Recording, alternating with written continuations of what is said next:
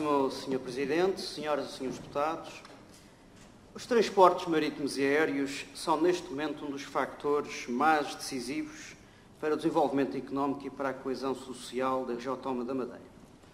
A exiguidade do mercado regional, os problemas de escala, as dificuldades de acesso às matérias-primas, os custos associados aos factores de produção e, em especial, os custos de transporte, são obstáculos sérios à competitividade regional.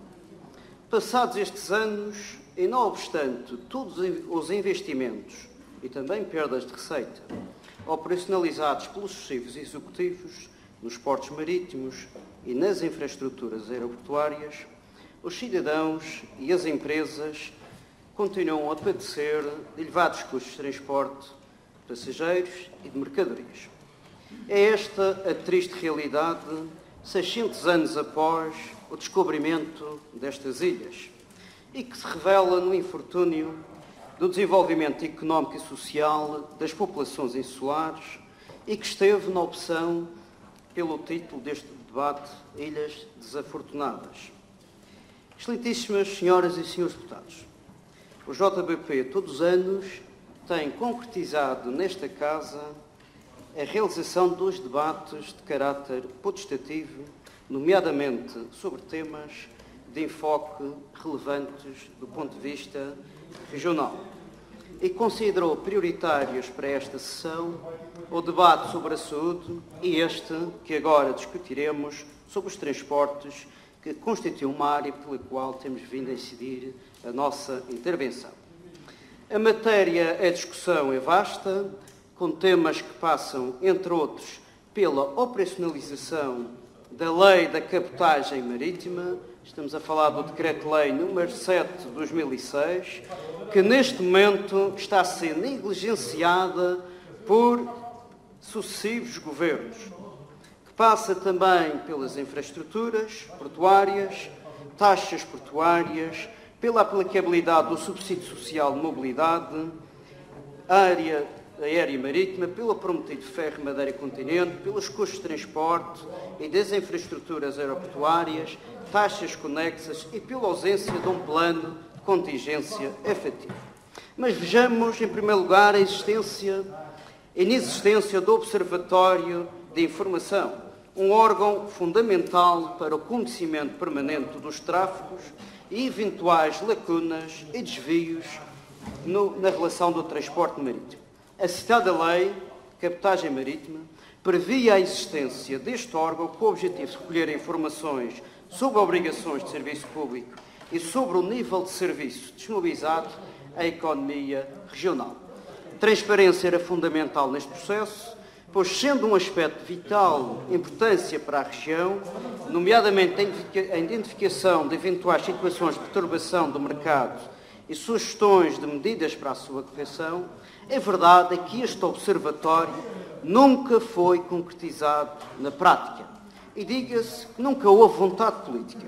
Vejamos, entre 2006 e 2012, a legislação deu essa competência ao IPTR, Instituto Portuário de Transporte Marítimo, mas nunca se concretizou uma única reunião, nem por iniciativa desse Instituto da República, nem também da competência do Governo Regional da Madeira, que poderia tê-lo feito de forma extraordinária, de acordo com o número 4, artigo 8º desse citado Decreto-Lei. Recordemos também a situação do subsídio social de mobilidade e a velha expressão do que nasce torto dificilmente se endireitar. Recordemos aquilo que parecia ser a boa nova. A 24 de abril de 2015, Miguel Albuquerque, amigo pessoal do Primeiro-Ministro Pedro Passos Coelho, tal como refere as notícias, informou que o então Primeiro-Ministro viria à Madeira anunciar viagens mais baratas e um modelo de liberalização da linha aérea em moldes semelhantes aos Açores. A 25 de agosto de 2015, tocaram-se os hinos e o PSD Madeira congratulou-se com a publicação da portaria das viagens aéreas, afirmando o seguinte: o novo subsídio de mobilidade iria possibilitar a todos os madeirenses, e em particular aos estudantes, viagens mais baratas do que aquelas que atualmente vigoram. Não esqueçamos que este modelo de subsídio social de mobilidade que lesou tanto cidadãos como empresas e que levou à escalada de preços por tabular o reembolso até um teto máximo de 400 euros, foi um verdadeiro subsídio empresarial de mobilidade. Relembro-se o parecer da ANAC de 2017, que atestou que foi um modelo que motivou a concentração das viagens em escalões de valores significativamente superiores aos verificados nos anteriores modelos. Hoje em dia, os madeirenses têm que adiantar 400 ou 500 euros para viajar e esse facto tem história e tem um registro. Deve-se única e exclusivamente às opções técnicas e políticas dos criadores da confecção do modelo. Embora com exceções, na verdade, há 600 anos que somos tratados como cidadãos portugueses de segunda. Mas também, e por manceba vassalagem, temos governantes regionais que, ao deslocar-se aos antigos espaços do reino, deixam-se ser tratados como governantes de segunda. Recordemos a histórica Cimeira de 2019, que juntou o Primeiro-Ministro António Costa, o Ministro das Finanças, o Presidente e o Vice-Presidente do Governo Regional da Madeira.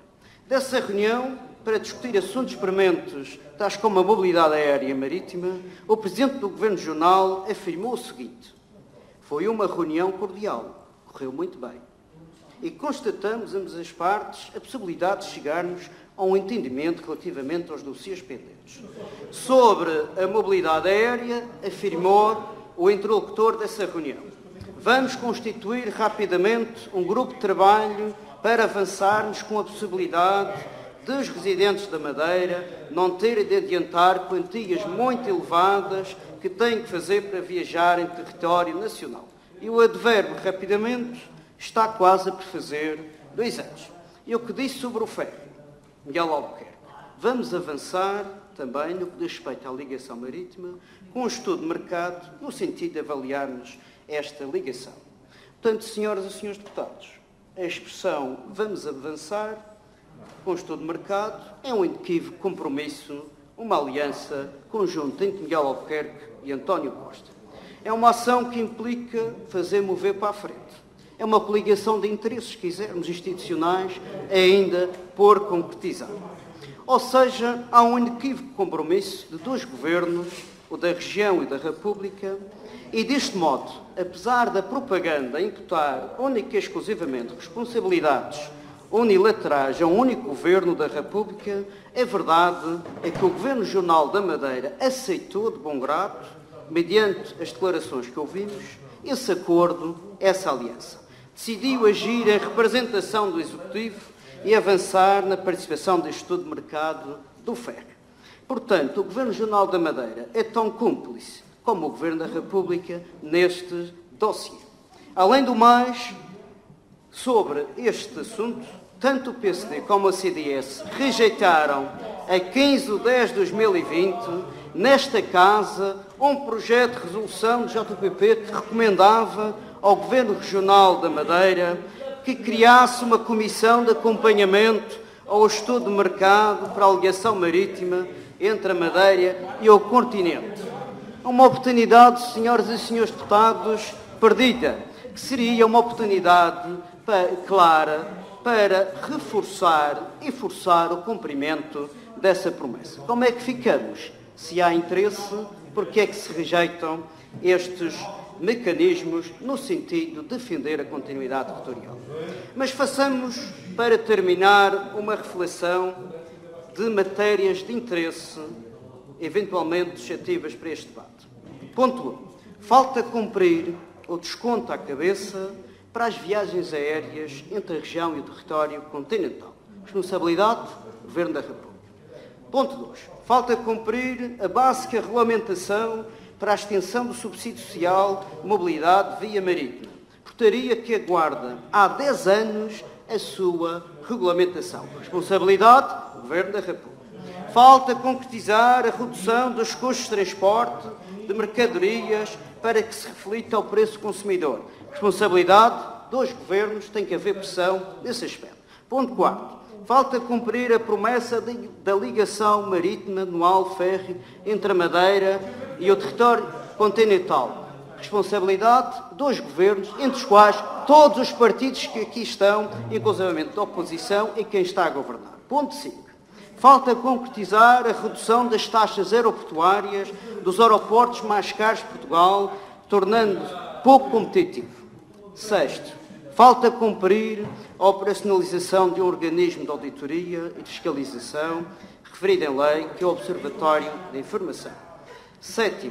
Falta cumprir a palavra dada relativamente à diminuição do preço dos bens de consumo por via da eliminação da subcarga, conforme foi tornado público. Responsabilidade do Governo Regional.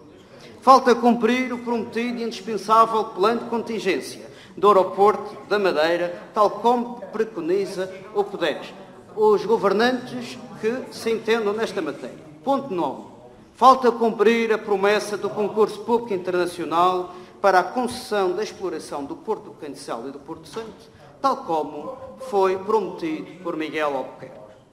Falta concretizar, tal como vem descrito no programa de governo, o reforço das acessibilidades externas, mantendo-se a ligação marítima durante todo o ano, sem interrupções, entre a Ilha da Madeira e do Porto Santo, e de igual modo a redução dos custos de transporte de mercadorias. Falta cumprir a convergência de taxas aeroportuárias e o Decreto Legislativo Regional 25/2013, que diz que a integração dos aeroportos na região iria permitir a redução das taxas aeroportuárias nos aeroportos da região. E, senhoras e senhores deputados, para finalizar, falta cumprir o princípio constitucional da continuidade territorial. Senhoras e senhores deputados, em matéria de mobilidade marítima e aérea, o JPP defende que, apesar destes avanços e destes recuos, urge implementar uma verdadeira e consistente posição de força regional com o objetivo de defender os direitos da região autónoma. Ou seja, uma frente comum para a defesa da Madeira e do Porto Santo. Um pacto transpartidário pela defesa da Madeira e do Porto Santo no que diz respeito ao cumprimento da Constituição, nomeadamente a promoção do desenvolvimento harmonioso de todo o território nacional e a correção das desigualdades derivadas da insularidade das regiões autónomas. Senhoras e senhores deputados, faço um apelo que tenhamos um debate sério, com argumentos sólidos e fundamentados, e que possamos concluir e fazer com que o cumprimento da palavra seja uma matriz de honra da classe política. Muito obrigado. Muito obrigado, Sr. Deputado Elvio Sousa, do JPP. Está assim aberto este debate sobre mobilidade e transportes.